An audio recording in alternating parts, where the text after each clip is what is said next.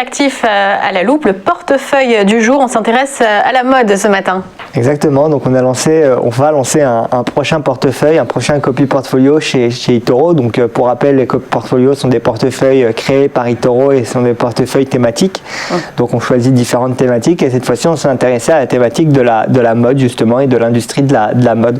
Donc on a regroupé à l'intérieur d'un seul portefeuille en fait 35 sociétés qui sont les plus connues. On va retrouver par exemple Moncler, LVMH, Dior. On va retrouver d'autres sociétés comme Nike ou Adidas bien évidemment. On va retrouver après des bijoutiers comme Tiffany ou comme Pandora. On va retrouver des vêtements plus sport ou des boîtes qui sont plus pour habiller tout le monde, comme par exemple Inditex qui est la maison mère de Zara. On va retrouver d'autres sociétés comme ça, comme Zalando ou autres. Et du coup, pour toutes les personnes qui souhaitent être investies sur l'industrie de la mode sans avoir eux-mêmes à regarder et à fouiller, ils peuvent venir en un clic de bouton, ils peuvent être alloués comme ça sur 35 sociétés pour un minimum de 2000 $ d'investissement.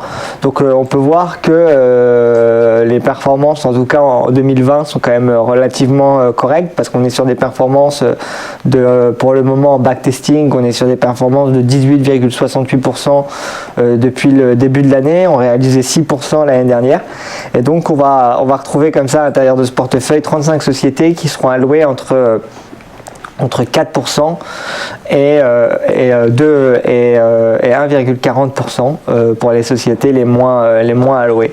Et ça va permettre en fait aux personnes qui le souhaitent de retrouver un portefeuille thématique sur un secteur qui continue à être un secteur d'avenir et donc qui va permettre d'être vraiment alloué sans avoir à regarder et à s'informer sur le marché. C'est un gros marché, le marché de la mode qui représente plusieurs milliards de dollars.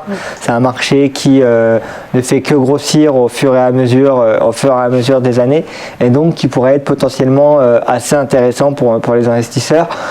Autre chose à mentionner sur le portfolio Fashion Portfolio, c'est que c'est un portefeuille qui va permettre d'être alloué sur la mode, mais dans la mode il y a aussi beaucoup de sociétés que justement les gens connaissent et utilisent au quotidien et donc ça leur permettra vraiment comme ça de ne pas avoir à se prendre la tête, de ne pas avoir à sélectionner les marques qu'ils préfèrent ou à choisir et vraiment d'avoir une trentaine d'actions tout en un.